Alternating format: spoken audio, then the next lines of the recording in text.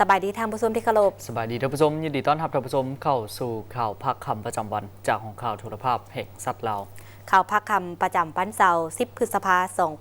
2025นำเสนอข่าวภาคนี้ดวงพิเศษปิทยาพรพร้อมด้วยข้าพเจ้าเจนนี่ศรีวิไลและลำภาษามือติ้งลิงจันทวงศ์ไซทวิตนี้ไปติดตามที่กองประชุมใหญ่ครั้งที่10ของหน่วยพักสหพันธ์กำบาลแขวงพงศลีในกองประชุมสหายเสียงสีจันทร์คำประเสริฐรองประธานสหพันธ์กรรมบาลแขวงได้ขึ้นผ่านมติตกลงของคณะประจำพรรคแขวงฉบับเลขที่486ขอปลลงมาที่5 พฤษภาคม 2025ว่าด้วยการอนุมัติดำเนินของประชุมใหญ่ครั้งที่10ของหน่วยพักสหพันธ์กรรมบาลแขวงและมติตกลงของเลขาหน่วยพักสหพันธ์กรรมบาลแขวงเลขที่09นพสกขลงวันที่6 พฤษภาคม 2025ว่าด้วยการแต่งตั้งกองเลขาบันทึกกองประชุมจากนั้นสหายนางพรแก้วขุนสมเฮืองประธานสหพันธ์กรรมบาลแขวงได้กล่าวเปิดกองประชุมและรายงานคุณลักษณะผู้แทนกองประชุมจากนั้นสหายเสียงสีจันทร์คำประเสริฐรองประธานสหพันธ์กรรมบาลแขวงได้ผ่านห่างบทรายงานการเมือง2 ภาคในตลอดระยะ5 ปีผ่านมาคณะพรรคได้ถือเปียกงานการเมืองแนวคิดการจัดตั้งและแผนวิธีนำพาได้เอาใจใส่ปรับปรุงบูรณะหน่วยพรรคได้ถือเอาเวียกงานศึกษาอบรมนำพาการเมืองแนวคิดให้สมาชิกพรรคพนักงานรัฐกรปรับปรุงแบบแผนวิธีนำพาและแบบแผนวิธีเฮ็ดเวียกให้สอดคล้องกับแนวทางของพรรคระเบียบกฎหมายของรัฐสร้างแผนการก่อสร้างในพรรคปลอดภัยเข้มแข็งหนักแน่น4 ปีเดือนติดการก่อสร้างมหาชนผู้ที่มีความก้าวหน้ามาตรฐานเงื่อนไขเข้าในองค์การจัดตั้งพรรคก็ได้จัดตั้งปฏิบัติอย่างแข็งแรงและต่อเนื่องซึ่ง5 ปีผ่านมาขยายสมาชิกพรรคได้5 สหายหญิง3 สหายมาฮอดปัจจุบันหน่วยพรรคสหพันธ์กรรมบาลแขวงมีสมาชิกพรรคทั้งหมด16 สหายหญิง10 สหายพร้อมทางผ่านทางแผนพัฒนาของหน่วยพรรคสหพันธ์กรรมบาลแขวงในตลอดระยะ5 ปีแต่ปี 2026-2030 จากนั้นประธานสหพันธ์กรรมบาลสุดเก่าได้ผ่านทางบทสำรวจการนำพารวมของคณะหน่วยพรรคและ9 ล้านนาทีจากนั้นกองเลขาขันแขวงผ่านมาฐานเงื่อนไขของผู้สมัครรับเลือกตั้งพร้อมทางผ่านขอตกลงของคณะประจำพรรคแขวงเพื่อด้วยการรับรองบุคลากรของผู้สมัครรับเลือกตั้งคณะสุดใหม่ซึ่งมีผู้สมัคร5 สหายพร้อมดำเนินการปนบัตรคัดเลือกเอาคณะพรรคสุดใหม่โดยเป็นเอกภาพกันคัดเลือกเอาสหายนางพลแก้วขุนสมเฮืองเป็นเลขาสหายนางสมจิตอูแสงคำเป็นรองเลขาสหายสมบุญอินสมดีเป็นกรรมการหน่วยพรรคทั้งเป็นประธานกวดกาและสหายนางสมศรีสุทธิวงศ์เป็นรองประธานกวดกาของหน่วยพรรคสหพันธ์กรรมบาลแขวงส่วนทางแขวงอุดมไซก็ได้สำเร็จกองประชุมสมัยวิสามัญเทื่อที่1ของสภาประชาชนแขวงสุดที่2กองประชุมสมัยวิสามัญเทื่อที่1ของสภาประชาชนแขวงอุดมไซสุทธิ2ได้พิจารณารับรองเอาการเสนอปรับปรุงกงจักรขององค์การปกครองแขวงซึ่งกองประชุมได้ตีราคาสูงที่องค์การปกครองแขวงได้มีความตัดสินใจในการปรับปรุงกงจักรการจัดตั้งตามทิศกระทัดรัดของพรรคและมีประสิทธิภาพสอดคล้องกับสภาพการพัฒนาเศรษฐกิจสังคมในปัจจุบันทั้งเป็นการยกสูงประสิทธิภาพของการนำภาษีนำและคุ้มครองเศรษฐกิจสังคมในเงื่อนไขใหม่ในนี้ได้พิจารณาและรับรองเอาการโฮมแผนกแผนการและการลงทุนเข้ากับแผนกการเงินแขวงเอิ้นชื่อว่าแผนกการเงินแขวงและโอนเวียกจำนวนหนึ่งไปขึ้นกับภาคส่วนอื่นที่เห็นว่ามีความสอดคล้องโฮมแผนกพลังงานและบ่อแห่เข้ากับแผนกอุตสาหกรรมและการค้าแขวงเอิ้นชื่อว่าแผนกอุตสาหกรรมและการค้าแขวงและโอนเวียกจำนวนหนึ่งไปขึ้นกับภาคส่วนที่เห็นว่ามีความสอดคล้องโฮมแผนกทรัพยากรธรรมชาติและสิ่งแวดล้อมแขวงเข้ากับแผนกกสิกรรมและป่าไม้แขวงเอิ้นชื่อว่าแผนกกสิกรรมและสิ่งแวดล้อมแขวงและโอนเวียกจำนวนหนึ่งไปขึ้นกับภาคส่วนอื่นที่เห็นว่ามีความสอดคล้อง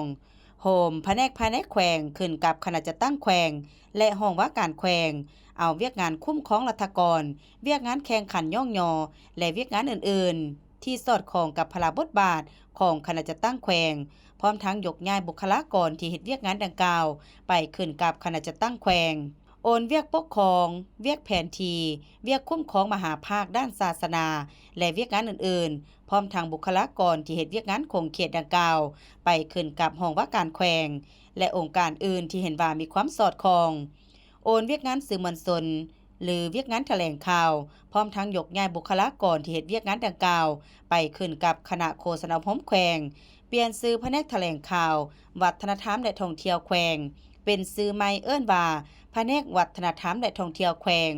โอนเวียกงานองค์การพัฒนาและบริหารตัวเมืองออกจากองค์การปกครองแขวงและมาเป็นองค์การเทียบเท่าที่ขึ้นกับแขวงการปรับปรุงกงจักการจัดตั้งของสภาประชาชนแขวงแม่นมอบให้คณะประจำสภาประชาชนแขวงสมทบกับคณะประจำสภาแห่งชาติปรับปรุงไปตามทิศของสภาแห่งชาติแล้วรายงานให้คณะปรับปรุงกงจักการจัดตั้งแขวงรับทราบกองประชุมได้พิจารณารับร้องเอาข้อตกลงของเจ้าแขวงว่าด้วยการทดแทนค่าเสียหายจากโครงการพัฒนาปิ่นอ้อมสถานีรถไฟเมืองไซโครงการก่อสร้างห้องการสภาประชาชนแขวงหอหลักเมืองสนามหลวงและโครงการก่อสร้างทางด่วนสวงพานเทศบาลเมืองไซแขวงอุดมไซเพื่อให้สอดคล้องกับการพัฒนาในต่อหน้า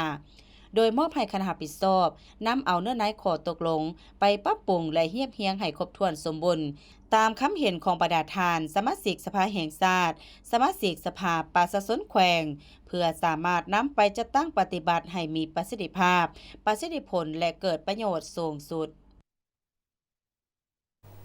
ได้มีกองประชุมใหญ่ของผู้แทนแม่ยิงแขวงคำมวนครั้งที่ 11โอกาสมีคำเห็นเปิดกองประชุมสหายนางไพวันพลหาราชประธานคณะบริหารงานสหพันธ์แม่ยิงแขวงขมวน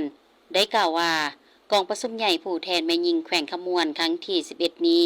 แม่นเหตุการณ์การเมืองที่สำคัญอย่างยิ่งเป็นบัตรเลี้ยวในการกำหนดทิศทางหน้าที่ในการพัฒนาแม่ยิงประดับเผ่าทั่วแขวงขมวนเพื่อก้าวไปสู่จุดหมายที่วางไว้ด้วยบาทก้าวใหม่พร้อมเดียวกันยังได้ถือโอกาสนี้แสดงความรู้บุญคุณอย่างล้นเหลือต่อการนำทุกคันซึ่งยามใดก็ให้ความใกล้ชิดนำพาชี้นำและสร้างเงื่อนไขอำนวยความสะดวกให้สหพันธ์แม่ยิงแขวงก็คือสหพันธ์แม่ยิงแต่ละคันได้เคลื่อนไหวตามพระบทบาทที่กำหนดไว้ในกองประชุมอันมีความหมายความสำคัญครั้งนี้บรรดาสหายผู้แทนจะได้พร้อมกันรับฟังการผ่านห่างรายงานการเมืองทั้งสองภาคและห่างบทสรุปการพัฒนาแม่ยิงแขวงปี 2025-2024 และห่างแผนพัฒนาสหพันธ์แม่ยิงปี 2025-2029 การประกอบคำคิดคำเห็นจากตากหน้าแขนงการและครอบครัวตัวแบบในการพัฒนาเศรษฐกิจครอบครัวรวมทั้งการผ่านห่างบทสำรวจการนำพารวมของคณะบริหารงานสหพันธ์แม่ยิงแขวงเพื่อตีราคาผลงานการชี้นำนำพาตลอดระยะผ่านมา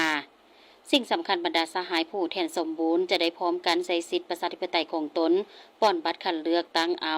คณะบริหารงานสหพันธ์แม่ยิงแขวงขมวนสมัยที่ 11 เพื่อสืบต่อนำพาซีนำพิเศษยังจะได้หับฟังการมีคำเห็นโอลมจากการนำคันเทิงเพื่อเป็นทิศในการจะตั้งปฏิบัติมติกองประชุมใหญ่ครั้งนี้ให้บรรลุผลสำเร็จตามระดับคาดหมายกองประชุมครั้งนี้จะดำเนินไปเป็นเวลา1 วันเต็มจึงสำเร็จ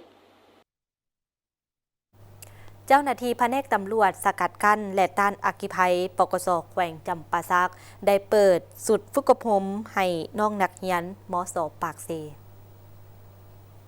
ในพิธีเจ้าหน้าที่วิชาเฉพาะได้ขึ้นอธิบายพื้นฐานการนำใส่อุปกรณ์หมอดไฟเบื้องต้นการบำรุงรักษาต้องมีการกวดกาสภาพของบังหมอดไฟและวิธีการใส่บังหมอดไฟประเภท A B C D และ K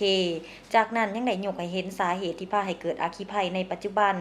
ซึ่งต้นต่อแม้นเกิดจากการขาดสติในการนำใส่อุปกรณ์ไฟฟ้าที่เก่าหมดคุณภาพไฟฟ้าลัดวงจรการไต่ถูปเทียนบูชาการนำใส่พลังงานไฟฟ้าเกินกำหนดนอกจากนั้นยังได้อธิบายการนำใส่เตาแก๊สเข้าในการหุงต้มแต่งกินตามร้านอาหารเฮือนครัวโรงแรมตลอดฮอดบ้านเฮือนประชาชนและอื่นๆเพื่อเฮ็ดให้พนักงานครูอาจารย์และน้องนักเรียนมัธยมศึกษาชั้นม. 7 จำนวน8แห่งรับรู้และเข้าใจ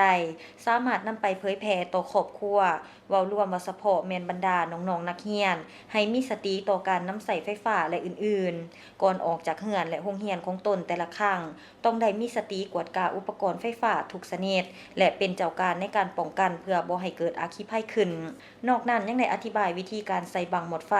ผงเคมีแห้งความรู้พื้นฐานเกี่ยวกับการเอาตัวหลบหนีไฟวิธีการตรวจสอบบังหมดไฟ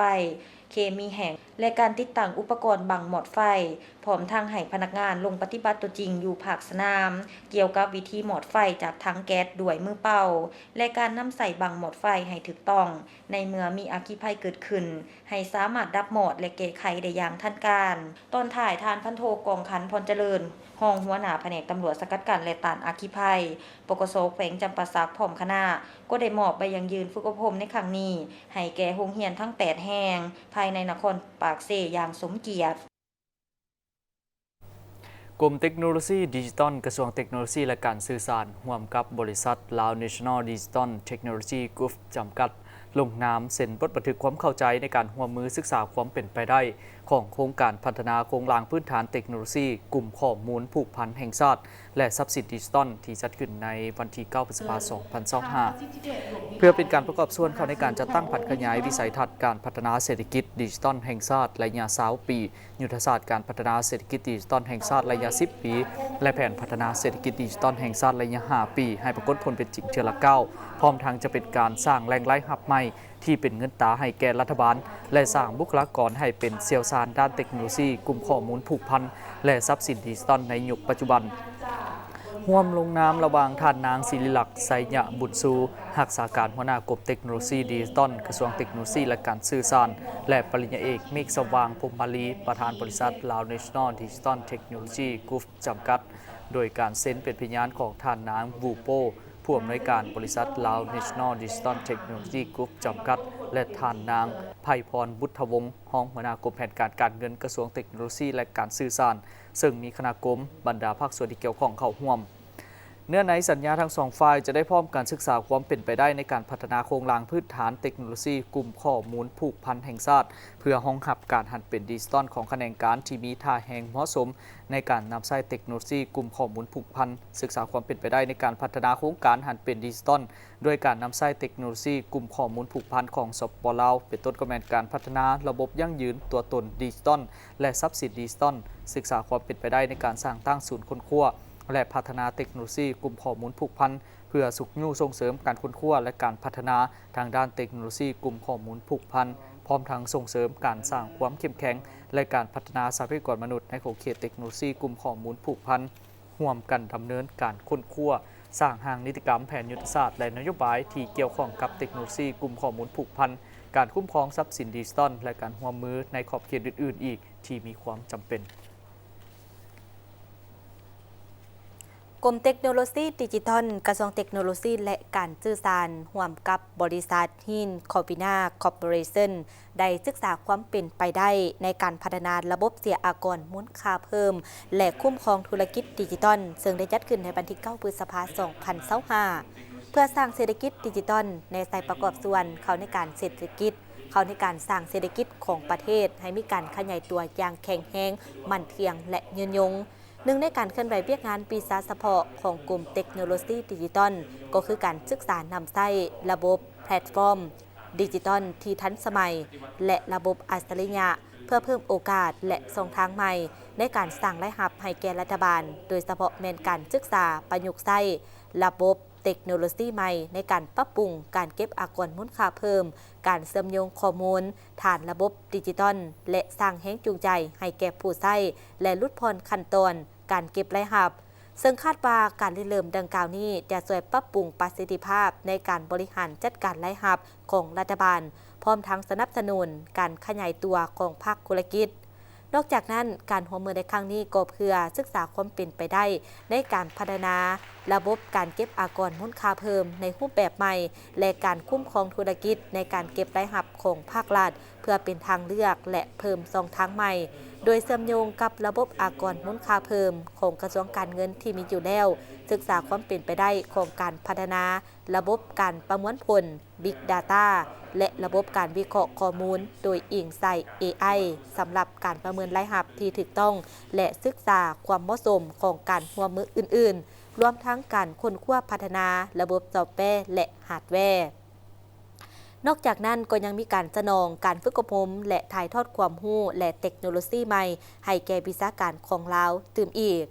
ความลงนามในครั้งนี้ระหว่างท่านนางศิริลักษณ์สยะบุญซูรักษาการหัวหน้ากรมเทคโนโลยีกระทรวงเทคโนโลยีและการสื่อสารและท่านเวียนหุงเกียบผู้อำนวยการบริษัทฮินคอร์ปอเรชั่นโดยการเข้าร่วมเป็นสักขีพยานของคณะกรมพร้อมด้วยพนักงานที่เกี่ยวข้องทั้งสองฝ่ายคณะกวดกาภาคห้องว่าการสำนักงานประธานประเทศสรุปการเคลื่อนไหวเวียกงานกวดกาประจำปี 2024 ระหว่างทิศทางแผนการชุดสูงประจำปี 2025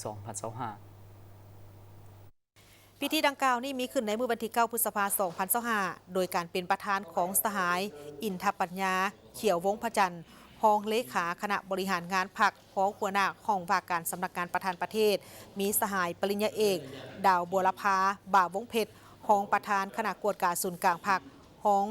หัวหน้าองค์การกวดกาแห่งรัฐรองหัวหน้าองค์การต้านการสลาดบางหลวงขั้นศูนย์กลางพร้อมด้วยคณะพรรคสมาชิกพรรคพนักงานลักแรงเข้าร่วมสหายคำตาราชวงศ์คณะบริหารงานพรรคประธานกวดกาพรรคหัวหน้ากรมจัดตั้งและกวดกาของว่าการสำนักงานประธานประเทศได้กล่าวสรุปการเคลื่อนไหวเวียกงานกวดกาประจำปี 2024 องค์คณะพรรคของว่าการสำนักงานประธานประเทศมีสมาชิกพรรคทั้งหมด 83 สหายหญิง 35 สหายในนี้มีสมาชิกพรรคสำรอง 5 สหายหญิง 1 สหายปี 2024 สามารถขยายพรรคได้จำนวน 2 สหายการเคลื่อนไหวเวียกงานติดตามกวดกาคณะพรรคคณะนำของว่าการสำนักงานประธานประเทศได้เอาใจใส่ในการนำพาซี่นำและอำนวยความสะดวกในการจัดตั้งปฏิบัติเวียกงานกวดกาได้สำเร็จตามพระบทบาทที่ได้กำหนดเอาไว้ส่วนทิศทางแผนการจุดสุมในปี 2025 นี้การกวดกาต้องรับประกันความสามัคคีเป็นเอกภาพเห็นได้ถึงด้านดีด้านตั้งหน้าเพื่อเสริมขยายปรับปรุงแก้ไขด้านอ่อนและข้อคงข้างสร้างเงื่อนไขให้การจัดตั้งสมาชิกพรรคพนักงานรัฐกรทั้งภายในของว่าการสำนักงานประธานประเทศได้เข้าความในเวียกงานของการติดตามกวดกาและสู่สนให้พนักงานที่เหตุเวียกงานกวดกาได้ฝึกอบรมให้มีความรู้ความสามารถทางด้านวิชาเฉพาะประสบการณ์ในเวียกงานตัวจริงในการกวดกามีแบบแผนวิธีเหตุเวียกซื่อสัตย์บริสุทธิ์โปร่งใสเที่ยงธรรมตัดสินปัญหาอย่างภาวะวิสัยมีหัวคิดประดิษฐ์สร้างกล้าหาญกล้าคิดกล้าเหตุกล้ารับผิดชอบเด็ดขาดเข้มงวดมีไหวพริบในการปฏิบัติหน้าที่วิชาเฉพาะของตนที่ประชุมได้รับฟังการเผยแพร่เอกสารที่สำคัญของพรรคเพื่อให้มีความเข้าใจอย่างลึกซึ้งและนำไปจัดตั้งปฏิบัติเวียกงานตัวจริงให้มีประสิทธิผล9 พฤษภาคม 2025 ที่กระทรวงป้องกันประเทศได้มีพิธีโฮมซุมนุมเฉลิมฉลองวันปลดปล่อยพรรคไทยเวียดนามครบรอบ 50 ปี โดยมีสหายพลโททองลอยศิริวงศ์กรรมการศูนย์กลางพรรคของรัฐมนตรีกระทรวงป้องกันประเทศพร้อมด้วยนายและพลทหารเข้าร่วมสหายเวียนเมียงเติมเอกอัครราชทูตแห่งสาธารณรัฐสังคมนิยมเวียดนามประจำลาวได้กล่าวปราศัยต่อพิธีโดยมีเนื้อในบางตอนว่าการปลดปล่อยพรรคไทยเวียดนามพรโฮมประเทศชาติเป็นเอกภาพแมนประดาคิดหมายอันสง่าราศีที่สุดในประวัติศาสตร์แห่งการสร้างสาและปกปักรักษาประเทศชาติเป็นคิดหมายสิ้นสุดการต่อสู้องค์อาจกล้าแกนพิละอาจหานทั้งเป็นการยุติแอกปกครองเป็นเวลากว่าครึ่งศตวรรษของลัทธิลาวเมืองขึ้นแบบเก่าและแบบใหม่แสดงความรู้บุญคุณต่อคุณงามความดีอันใหญ่หลวงของประธานโฮจิมินห์จดจำและรู้บุญคุณต่อบรรดาการนำปฏิบัติหุ่นกรบรรดานักรบปีละชนเสียสละชีวิตเพื่อชาติแม่เวียดนามปีละชนนักปีละชนกำลังประกอบอาวุธบรรดาทหารเจ็บป่วยครอบครัวผู้ที่มีคุณงามความดีต่อการปฏิบัติก็คือชาวเวียดนามอาศัยอยู่ต่างประเทศที่ได้อุทิศตนประกอบส่วนเสียสละชีวิตเพื่อภารกิจปลดปล่อยพรรคไทยเวียดนามอย่างสมบูรณ์ทอนโฮมประเทศชาติเป็นเอกราชขอบใจอย่างจริงใจต่อการสนับสนุนการช่วยเหลืออันในหลวงจากเพื่อนมิตรสากลบรรดากำลังก้าวหน้าและประชาชนผู้หักหอมสันติภาพในโลกที่มีต่อภารกิจต่อสู้ปลดปล่อยชาติทอนโฮมประเทศชาติเป็นเอกภาพของประชาชนโดยเฉพาะแม่นกองทัพประชาชนลาวก็คือประชาชนลาวบรรดาเผ่าสหายเวียนมิงเติมยืนยันว่าถึงเดือนปีจะผ่านพ้นไปแต่ไสสนะของประชาชนเวียดนาม จะได้จดเข้าในประวัติศาสตร์ของชาติเวียดนามตลอดไป คือดังสัญลักษณ์อันใส่แจ้งของลัทธิวีรชนปฏิบัติแม่นไสสนะของความชอบธรรมไสสนะของคุณธาตุภูมิปัญญาเวียดนามน้ำใจหักชาติอันเต็มเปี่ยมความคาดหวังมีเอกราชเสรีภาพและท่อนโฮมประเทศชาติเป็นเอกภาพด้วยจริยธรรมประเทศเวียดนามแม่นหนึ่งชาติเป็นคิดใหม่ยั่งยืนทั่วภาคทั่วปวงชนทั่วกองทัพเวียดนามได้ปฏิบัติความปรารถนาและคำบอกเตือนอันจริงใจที่สุดของประธานโฮจิมินห์ที่สั่งสอนไปว่าปฏิบัติสำเร็จภารกิจปลดปล่อยภาคใต้เวียดนามอย่างสมบูรณ์ทอนโฮมประเทศชาติภาคใต้ภาคเหนือเป็นครอบครัวหนึ่งภายหลังท่อนโฮมประเทศชาติเป็นเอกภาพเป็นเวลา50 ปีและเกือบ40 ปีแห่งการปฏิบัติภารกิจเปลี่ยนแปลงใหม่ประเทศเวียดนามได้ผ่านผ่าความยุ่งยากสิ่งทดสอบนานาประการสร้างประดาผลงานที่ยิ่งใหญ่ความหมายประวัติศาสตร์สร้างสาภารกิจอันใหญ่หลวงกำลังปุ่มซ่อนที่ตั้งและอิทธิพลที่มีชื่อเสียงสากลคือดังทุกวันนี้ได้มีพิธีประกาศแต่งตั้งอธิการบดีและคณบดีมหาวิทยาลัยแห่งชาติได้มีขึ้นในตอนเช้าของวันที่ 9 พฤษภาคม 2025โดยการเข้าร่วมและเป็นประธานของห้องศาสตราจารย์ปริญญาเอกพุทธสิมบาลวงศ์รัฐมนตรีกระทรวงศึกษาธิการและกีฬาศาสตราจารย์ปริญญาเอกเดชานุราชแสนดวงเดชว่าการอธิการบดีมหาวิทยาลัยแห่งชาติโดยมีผู้ต่างหน้าจากทางคณะนำกระทรวงมีห้องอธิการบดีคณะบดีพร้อมด้วยภาคส่วนที่เกี่ยวข้องเก่าห่วมท่านธงศักดิ์กรมเมืองห้องหัวหน้ากรมคุ้มครองพนักงานคณะจัดตั้งศูนย์กลางพรรคได้ให้เกียรติผ่านดำรัสว่าด้วยการแต่งตั้งอธิการบดีและคณะบดีของมหาวิทยาลัยแห่งชาติตามดำรัสเลขที่252และ253ทับนยคือนายกรัฐมนตรีออกดำรัสแต่งตั้งศาสตราจารย์ปริญญาเอกเดชานุราชแสนดวงเดชว่าการอธิการบดีมาเป็นอธิการบดีมหาวิทยาลัยแห่งชาติแต่งตั้งท่านสีทองมณีวงศ์เป็นคณะบดีคณะวิทยาศาสตร์ป่าไม้มหาวิทยาลัยแห่งชาติห้องศาสตราจารย์ปริญญาเอกพุทธสิมบาลวงศ์ยังได้มีความเห็นว่าการแต่งตั้งหน้าที่ในครั้งนี้แม่นกฎเกณฑ์ของพรรคเฮาในการซับซ้อนจัดวางพนักงานนำพาคุ้มครองให้สอดคล้องกับหน้าที่เวียกงานวิชาเฉพาะก็คือความเรียกร้องต้องการของการพัฒนาในแขนงการศึกษาให้หลายขึ้นเพื่อเฮ็ดให้สำเร็จหน้าที่การจัดตั้งปฏิบัติมอบหมายให้นั่นหนึ่งในปัจจัยที่ตัดสินกว่าหมู่ก็แม่นความสามัคคีเพราะเป็นใจกลางของการพัฒนาทรัพยากรมนุษย์ให้มีความรับรู้ความสามารถมีคุณสมบัติศีลธรรมปฏิบัติมีวิชาชีพมีสุขภาพพลานามัยมีความศิวิไลทางด้านจิตใจมีน้ำใจหักประเทศชาติหักระบอบประชาธิปไตยประชาชนเพื่อตอบสนองความมีข้อต้องการของภารกิจปกปักรักษาและสร้างสรรค์พัฒนาประเทศ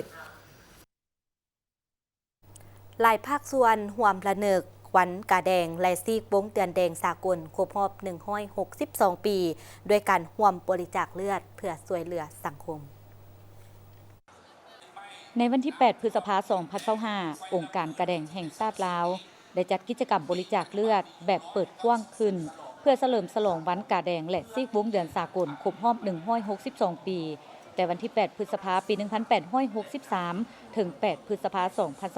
2025 โดยกิจกรรมครั้งนี้จัดขึ้นที่ศูนย์การค้าลาวไอเต็กนครหลวงเวียงจันทน์ซึ่งมีผู้สมัครใจบริจาคเลือดที่เป็นนักเรียนนักศึกษา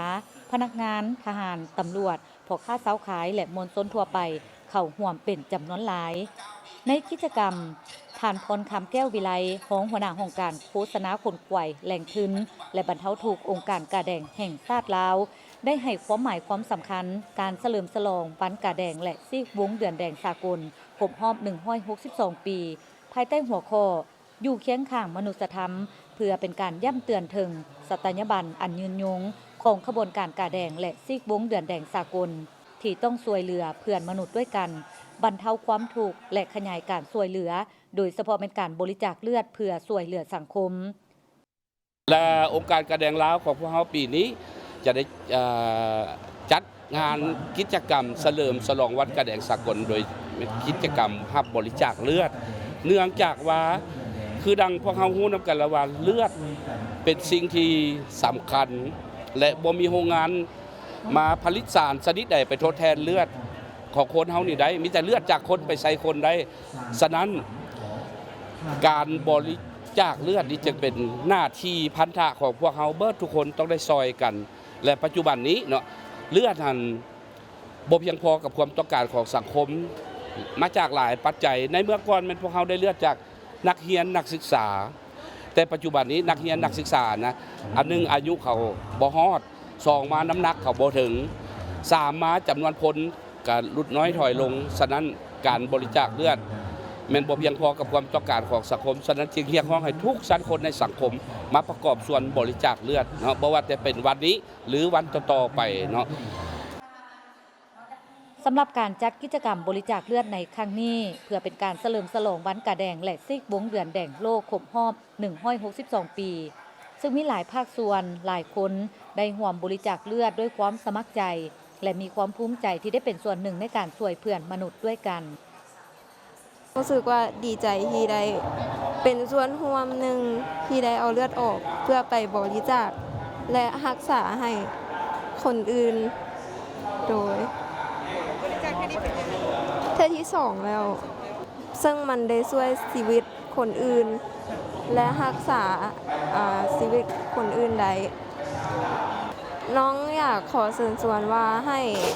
ทุกคนหรืออีกหลายๆคนนะให้พากันมาบริจาคเลือดเพื่อจะได้ช่วยชีวิตผู้อื่นได้หลายคนนะซึ่งมันบ่ได้เป็นตะยานเลยทั้งหลายคนก็ยานว่ามันจะเจ็บซะนะแต่มันบ่ได้เจ็บอันเลย องค์การกระแดงแห่งชาติลาวเป็นองค์การจัดตั้งทางสังคมของสาธารณรัฐประชาธิปไตยประชาชนลาวโดยปฏิบัติตามพระราชบทบาทและหน้าที่ของตนเองในการจัดตั้งปฏิบัติเวียกงานมนุษยธรรมภายใต้กฎหมายและรัฐธรรมนูญและ7หลักการของขบวนการกระแดงสากลคือช่วยเหลือบรรเทาทุกข์เบื้องต้นให้ประชาชนที่ประสบภัยพิบัติทางธรรมชาติและมนุษย์สร้างขึ้นจัดหาและสนองเลือดที่ปลอดภัยส่งเสริมสุขภาพขั้นพื้นฐานแก่ประชาชนบรรเทา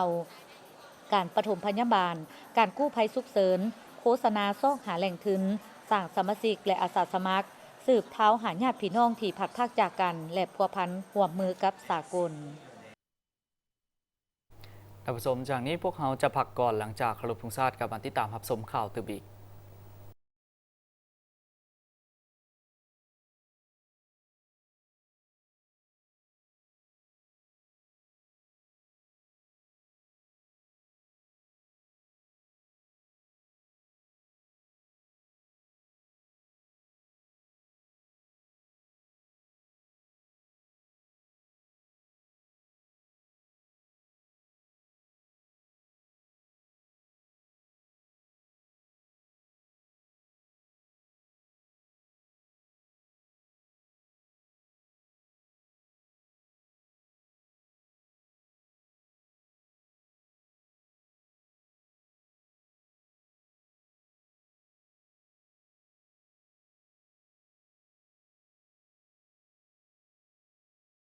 ทุ่งชาติลาวเป็นสัญลักษณ์แห่งสาธารณรัฐประชาธิปไตยประชาชนลาวสันติภาพเอกราชประชาธิปไตยเอกภาพวัฒนถาวร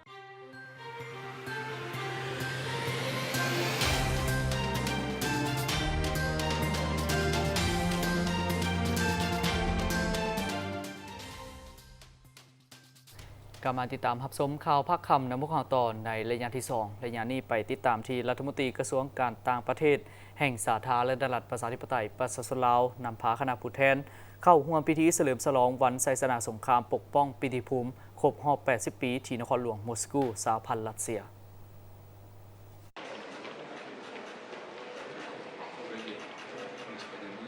ในวันที่ 9 พฤษภาคม 2025 ท่านท้องสวรรค์พรหมวิหารรัฐมนตรีกระทรวงการต่างประเทศผู้ต่างหน้าพิเศษของประธานประเทศแห่งสาธารณรัฐประชาธิปไตยประชาชนลาวได้นำพาคณะผู้แทนลาวเข้าร่วมพิธีเฉลิมฉลองวันไซสนะสงครามปกป้องปิตุภูมิครบรอบ 80 ปีที่นครหลวงมอสโกสหพันธ์รัสเซียการเฉลิมฉลองวันไซสนะสงครามปกป้องปิตุภูมิเป็นหนึ่งในเหตุการณ์ประวัติศาสตร์ที่สำคัญของประชาชาติรัสเซียและมวลมนุษย์ซึ่งได้จัดตั้งขึ้นเพื่อจะลึกคุณงามความดีและแสดงความรู้บุญคุณต่อบรรดานักรบกองทัพแดงโซเวียต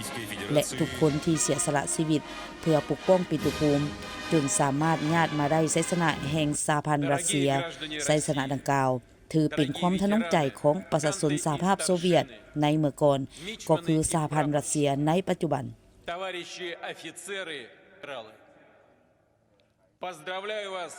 พิธีเฉลิมฉลองครั้งนี้มีบรรดาผู้นำและผู้ต่างหน้าจากหลายประเทศเข้าร่วมซึ่งได้มีหลายกิจกรรมสำคัญเป็นต้นการแสดงก้อนกำลังประกอบอาวุธและการเดินสวนสนามของก้อนกำลังของเหล่าทัพต่างๆซึ่งในนั้นข้างทำอิฐของสาธารณรัฐประชาธิปไตยประชาชนลาวที่ได้ส่งก้อนกำลังกองทัพประชาชนลาวเข้าร่วมเดินสวนสนามร่วมกับก้อนกำลังของกองทัพรัสเซียและก้อนกำลังกองทัพจากหลายประเทศพิธีดังกล่าวแมนดำเนินไปด้วยบรรยากาศชมงามและเบิกบานมุ่งซื่น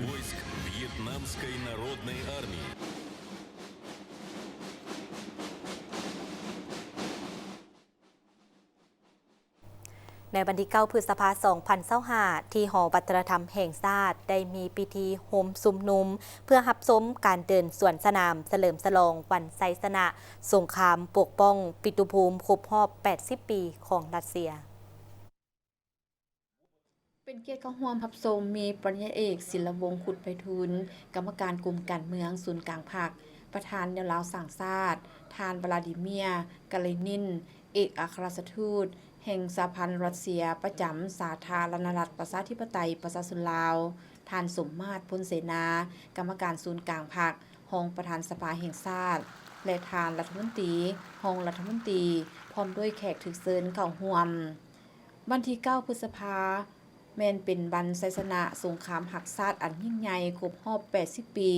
ถือเป็นวันพักที่ชาวรัสเซียทุกคนระลึกถึงคุณงามความดีของประชาชนนักรบนิรนามผู้ที่มีชื่อเสียงรวมทั้งบรรพบุรุษรัสเซียที่ได้อุทิศตนในการปกป้องปิติภูมิและต่อสู้ต้านกับลัทธินาซีเพื่อผลประโยชน์ของปัจจุบันและอนาคตที่ดีกว่าสำหรับมวลมนุษยชาติท่านนางสวนสวรรค์วิญญเกตรัฐมนตรีกระทรวงแถลงข่าววัฒนธรรมและท่องเที่ยวกล่าวว่า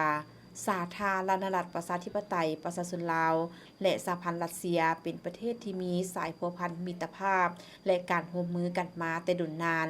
และเป็นคู่ร่วมมือยุทธศาสตร์และตีราคาสูงมายังรัฐบาลสหพันธ์รัสเซียในการจัดพิธีเดินสวนสนามเพื่อเฉลิมฉลองวันไซสนะสงครามป้องกันปิติภูมิครบรอบ 80 ปีอย่างยิ่งใหญ่ซึ่งเป็นมหาสงครามป้องกันปิติภูมิของกองทัพกรรมกรอยู่ตามโรงจักรโรงงานชาวกสิกรชาวนาก็คือประชาชนโซเวียตในสมัยนั้นทุกชนชั้นที่ได้ร่วมแรงร่วมใจกันต่อสู้อย่างอุกอาจกล้าหาญจนสามารถญาติเอาชัยชนะจากศัตรูมาได้ชัยชนะของสหภาพโซเวียตเหนือฟาสซิสต์เยอรมันในสงครามโลกครั้งที่ 2จึงถือเป็นวันที่มีความหมายความสำคัญทางด้านประวัติศาสตร์ของประเทศและประชาชนรัสเซียการเฉลิมฉลองระลึกวันไซสนะมหาไซสนะอันที่ว่าป้องกันปิตุภูมิแห่งรัสเซียเนาะครบรอบ 80 ปีในโอกาสนี้พวกข้าพเจ้ารู้สึกดีใจและก็ภาคภูมิใจที่เห็นประชาชนรัสเซียก็คือกันกับประชาชนทั่วโลกที่รักใคร่สันติภาพที่ว่าได้ไซสนะ จากอันฟัสซิสต์ที่ว่าได้ทำลายล้างผ่านมวลมนุษย์ของพวกเฮาในระยะ80 ปีที่ผ่านมาอันนี้มันแสดงให้เห็นก้อนกำลังอันมหาศาลและก็ชัยชนะอันยิ่งใหญ่มื้อนี้พวกเฮารู้สึกดีใจเพราะว่าในอายุบั้นปลายได้มาเห็นก็มีความภาคภูมิใจและก็อยู่ในนี้ก็มีก้อนกำลังปล่อยประชาชนลาวของพวกเฮาก็ได้ประกอบส่วนอันนี้ก็เป็นแห่งที่ว่าปักดันในความสามัคคีมิตรภาพของสองชาติให้ยืนยงตลอดไปสุดดีใจคือกันเนาะที่ได้มาเห็นการเดินสวนสนามในมื้อนี้ถือว่าเป็นโอกาสอันดีคือกันเฮาอยู่มอสโกเนาะอยู่เวียงจันทน์แต่คือเฮาอยู่มอสโกพิเศษได้เห็นก่อนกำลังของทหารลาวเนาะที่มีความเบิ่งแล้วเข้มแข็งสมกับว่าเป็นทหารเนาะที่รักษาประเทศชาติบ้านเมืองเนาะดีใจหลายเพื่อเป็นการประกอบส่วนร่วมเฉลิมฉลองต่อเหตุการณ์ประวัติศาสตร์ที่สำคัญดังกล่าวนี้สาธารณรัฐประชาธิปไตยประชาชนลาวได้ส่งก้อนกำลังสวนสนามของกองทัพประชาชนลาวจำนวน80 ท่านเข้าร่วมเดินสนามเพื่อรำลึกถึงผลงานอันยิ่งใหญ่และมีความหมายทางประวัติศาสตร์ก็คือศาสนาเพื่อป้องกันปิติภูมิของประเทศและประชาชนรัสเซียเนื่องในโอกาสเฉลิมฉลองวันไสยสนามมหาสงครามป้องกันปิตุภูมิของประชาชนรัสเซียครบรอบ 80 ปี สถานทูตรัสเซียประจำลาวได้จัดกิจกรรมเพื่อเป็นการระลึกถึงเหตุการณ์สำคัญและมีความหมายของวันดังกล่าวตอนเช้าวันที่ 9 พฤษภาคมที่สถานทูตสหพันธ์รัสเซียประจำสาธารณรัฐประชาธิปไตยประชาชนลาวได้จัดพิธีเฉลิมฉลอง 9 พฤษภาคมวันชัยชนะสงครามป้องกันปิตุภูมิอันยิ่งใหญ่โดยการเข้าร่วมของทานสมมาตรพลเสนารองประธานสภาแห่งชาติมีบรรดาทูตพันธมิตรพนักงานของสถานทูตรัสเซียประจำลาวและแขกถูกเชิญท่านวลาดิเมียร์การินินเอกอัครราชทูตรัสเซียประจำสาธารณรัฐประชาธิปไตยประชาชนลาวกล่าวว่าวันที่ 9 พฤษภาคมเป็นวันชัยชนะสงครามหักชาติอันยิ่งใหญ่ครบรอบ 80 ปีถือเป็นวันสำคัญที่ชาวรัสเซียทุกคนระลึกถึงคุณงามความดีของประชาชนนักรบนิรนามผู้ที่มีชื่อเสียงรวมทั้งบรรพบุรุษรัสเซียที่ได้อุทิศตนในการปกป้องปิตุภูมิและต่อสู้ต้านกับลัทธินาซีเพื่อผลประโยชน์ของปัจจุบันและอนาคตที่ดีกว่าสำหรับมวลมนุษยชาติวันที่ 9 พฤษภาคมวันชัยชนะในสงครามป้องกันปิตุภูมิอันยิ่งใหญ่ปี 1941-1945 เป็นวันพักแห่งชาติที่มีการเฉลิมฉลองอยู่ประเทศรัสเซียด้วยหลายกิจกรรมหนึ่งในนั้นมีกิจกรรมที่มีชื่อว่ากองพันอมตะด้วยการเดินขบวนของผู้คนที่ถือรูปภาพญาติพี่น้องของตนที่ได้เข้าร่วมภารกิจในสงครามป้องกันปิตุภูมิอันยิ่งใหญ่และพร้อมเดียวกันนั้นได้มีการวางพวงมาลาและสอดอกไม้อยู่บรรดาอนุสาวรีย์แห่งเกียรติศักดิ์ศรีของทหารอนุสรณ์สถานและสุสานเป็นสัญลักษณ์แห่งความทรงจำการเชื่อมโยงระหว่างหุ้นคนทั้งเป็นการอุทิศแก่การต่อสู้ของประชาชนโซเวียตเพื่ออิสรภาพและความเป็นเอกราชของตน Более 50 официальных делегаций различных стран, включая делегацию во главе со специальным посланником президента Лаоса, министром иностранных дел товарищем Фон Виханом. ท่านทูตได้กล่าวขอบใจมายังรัฐบาลแห่งสาธารณรัฐประชาธิปไตยประชาชนลาวที่ประกอบส่วนในงานวันชัยชนะครบรอบ 80 ปี โดยมอบรถถังเต้ 34 แต่สมัยสงครามกอบกู้ชาติลาวและขอบใจกองทัพประชาชนลาวที่ประกอบส่วนในขบวนการเดินสนามเพื่อเฉลิมฉลองวันชัยชนะปีนี้อยู่นครหลวงมอสโกสหพันธ์รัสเซีย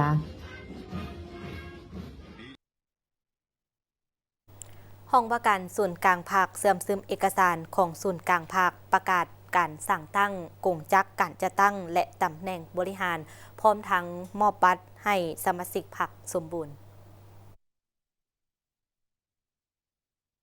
นายทองสลิดมังหนอเมฆ เลขาธิการศูนย์กลางพรรคหัวหน้าคณะกรรมการศูนย์กลางพรรคได้ให้เกียรติเผยแพร่2เอกสารที่สำคัญของพรรคเป็นต้นแมนมติของคณะบริหารงานศูนย์กลางพรรคว่าด้วยการปรับปรุงกงจักการจัดตั้งและมติของ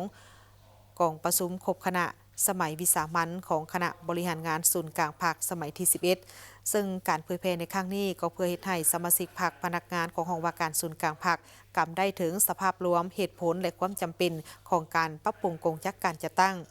ทัศนะซี่นำของพรรคต่อกับการปรับปรุงกงจักการจัดตั้งและทิศทางคาดหมายในการปรับปรุงการจัดตั้งในครั้งนี้นอกจากนี้ก็ยังจะได้รับรู้และเข้าใจหลายขึ้นเกี่ยวกับการปรับปรุงรัฐธรรมนูญฉบับปี 2015 รับรู้เกี่ยวกับการปรับปรุงกฎหมายว่าด้วยการปกครองท้องถิ่นและการสร้างตั้ง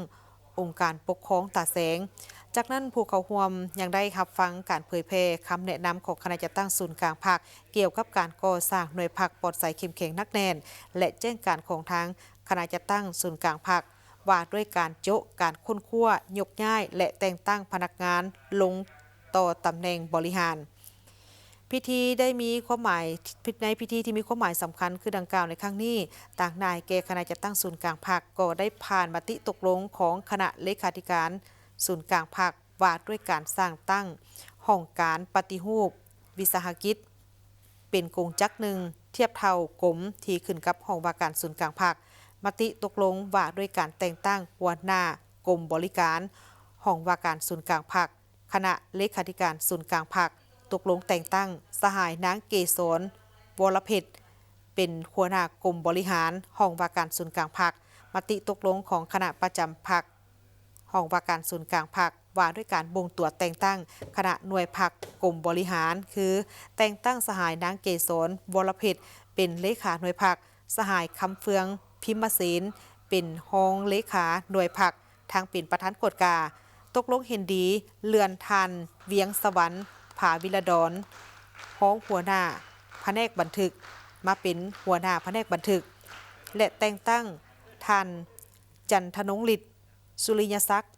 หัวหน้าแผนกเลขา2ขึ้นมาเป็นรองหัวหน้ากรมของห้องว่าการศูนย์กลางพรรคตกลงรับเอารัฐกรที่ยกย้ายมาจากกระทรวงการเงินมาประจำการอยู่ห้องการปฏิรูปวิสาหกิจของห้องว่าการศูนย์กลางพรรคในพิธีในครั้งนี้ก็ได้มีการมอบบัตรให้กับทางสมาชิกพรรคสมบูรณ์สุดที่9ของห้องว่าการศูนย์กลางพรรคจำนวน12สหายพิธีเซ็นสัญญาการร่วมมือพัฒนาว่าด้วยการศึกษาแผนการและดำเนินธุรกิจเกี่ยวกับแห่คำแห่ติดพันระหว่างรัฐวิสาหกิจพัฒนาแห่ธาตุลาวและกลุ่มบริษัท PTL โฮลดิ้งจำกัดพิธีดังกล่าวจัดขึ้นตอนแรงวันที่9 พฤษภาคม 2025ที่นครหลวงเวียงจันทร์โดยการเป็นประธานของท่านโพไซไซยศรรัฐมนตรีกระทรวงพลังงานและบ่อแห่มีประธานห้องรัฐมนตรีและผู้ต่างหน้าองค์การจัดตั้งและบริษัทที่เกี่ยวข้องเข้าร่วมดร.จันทรสิทธิไสยประธานและผู้ก่อตั้งกลุ่มบริษัท PTL โฮลดิ้งจำกัดได้กล่าวถึงเป้าหมายสำคัญทางยุทธศาสตร์ของการร่วมมือในครั้งนี้เพื่อยกระดับอุตสาหกรรมคำของสาธารณรัฐประชาธิปไตยประชาชนลาวผ่านกลไกการบริหารจัดการผ่านการขุดค้นปรุงแต่งทรัพยากรที่มีทายแหงเส้นคำและแห่คำที่อุดมสมบูรณ์ภายในประเทศมาเพิ่มประสิทธิภาพและประสิทธิผลยิ่งขึ้นให้ได้รับการเพิ่มมูลค่าเพื่อเกิดผลประโยชน์สูงสุดเพื่อสร้างให้เป็นจุดขายก้าวเข้าสู่ระดับมาตรฐานสากลแนใส่การประกอบส่วนสืบต่อพัฒนาและสร้างเสถียรภาพให้แก่เศรษฐกิจสังคมของประเทศให้นับมั่นคงยืนยงและมีทายเอียงที่ดีขึ้นเทอละก้าวร่วมลงนามในสัญญาโดยเมธานจันทเลศวรบุตรผู้อำนวยการรัฐวิสาหกิจพัฒนาแห่ธาตุลาวและดร.จันทรสิทธิไสยประธานและผู้ก่อตั้งกลุ่มบริษัท PTL โฮลดิ้งจำกัดตามสัญญาการร่วมมือศึกษาแผนการดำเนินธุรกิจเกี่ยวกับแห่คำและแห่ติดพันในครั้งนี้เป็นหัวใจอันสำคัญต่อกับระบบนิเวศของอุตสาหกรรมคำลาวในปัจจุบันที่ประกอบมีธนาคารคำลาวและโฮงกันหลอมคำซึ่งทั้งหมดนี้เมื่อได้รับการพัฒนาและจัดตั้งปฏิบัติให้เป็นรูปธรรมแล้วนั้นจะสามารถประกอบส่วนแก้ไขข้อยุ่งยากทางด้านเศรษฐกิจของประเทศ ผ่านประดากลไกเครื่องมือการบริหารและบริการต่างๆที่ติดพันกับคำแห่คำอันจะนำมาสู่การเพิ่มรายรับงบประมาณให้แก่รัฐบาลเพิ่มสภาพคล่องเข้าในระบบเศรษฐกิจลดพรอัตราเงินเฟ้อยกระดับและเพิ่มความมั่นคงให้แก่สกุลเงินกีบผ่านสกุลเงินกลางก็คือคำในการแลกเปลี่ยนได้กับเงินตราสกุลอื่นๆอีกทั้งจะช่วยเพิ่มโอกาสให้ประเทศลาวสามารถเข้าสู่ตลาดการเงินสากลที่กว้างขวางเข้มแข็งกว่าเก่าและยังจะเป็นกุญแจที่สำคัญในการปลดล็อกทายแหงยกสูงพลบทบาทอุตสาหกรรมและต้องโซ่การสนองคำของประเทศซึ่งจะสร้างใบหน้าอันใหม่ให้สาธารณรัฐประชาธิปไตยประชาชนลาวมีความอาจสามารถกลายเป็นหนึ่งในผู้นำทางด้านตลาดและอุตสาหกรรมคำที่สามารถแข่งขันและเชื่อมโยงได้กับภาคพื้นและสากลภายหลังที่ได้เปิดกิจกรรมภายใต้หัวข้อเที่ยวชมประเทศจีนซอกฮู้อู่ฮั่นระหว่างวันที่6-14 พฤษภาคม 2025จัดโดยศูนย์อาซีแอฟริกาของวิทยุโทรภาพศูนย์กลางจีนหรือว่า CMG และคณะโฆษณาพรมของคณะพักนครอู่ฮั่นได้จัดวาระการเที่ยวชมจากจุดทำอิฐคือหอนกย้างเหลืองหรือหอห่วงเหอสถานที่ท่องเที่ยวทางด้านประวัติศาสตร์ระดับ 5A และหนึ่งในจำนวน 3 ทัศนียภาพสถานที่ที่มีชื่อเสียงที่สุดอยู่ที่นครอู่ฮั่น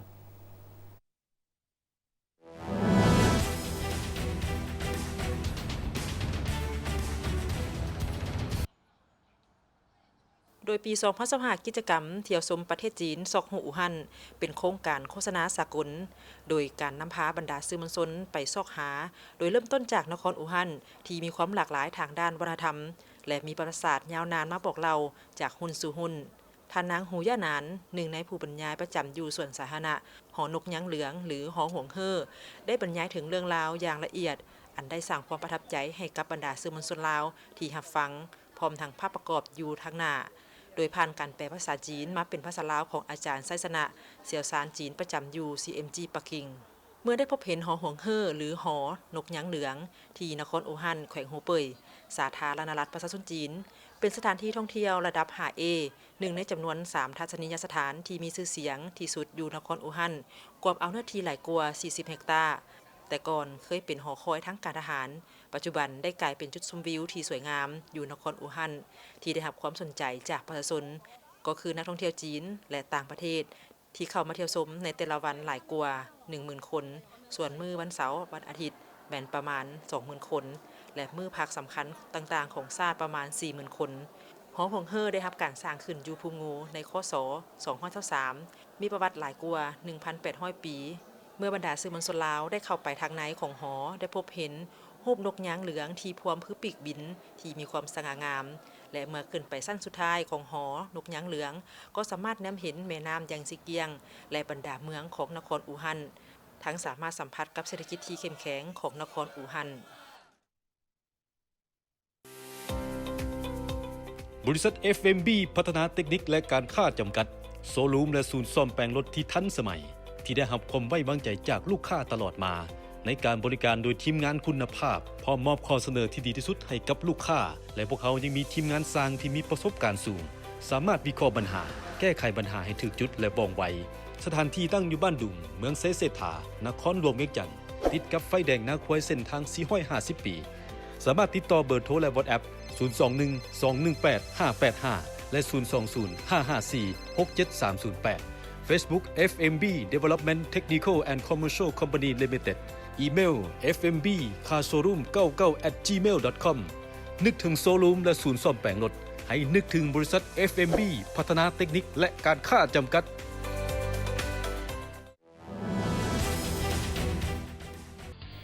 ท่านผู้ชมมาฮอดนี้ข่าวภาคคำประจำวันได้หมดเวลาลงแล้วขอบใจทุกท่านให้แก่ติดตามรับชมพอทั้งสองพร้อมด้วยลามภาษามือและทีมงานขอลาท่านผู้ชมไปเพียงเท่านี้สบายดี